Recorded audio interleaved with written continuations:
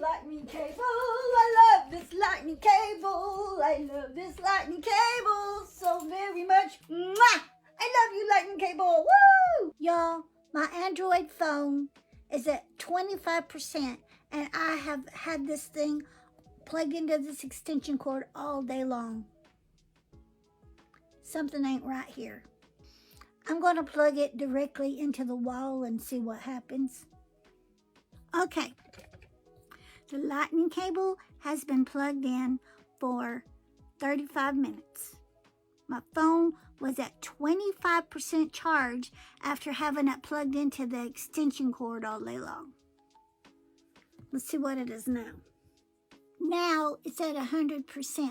So if any of you are running into issues with your cord and you have it plugged into an extension cord instead of plugged in directly into the wall, try plugging it into the wall instead of that extension cord. I think you will be happily surprised.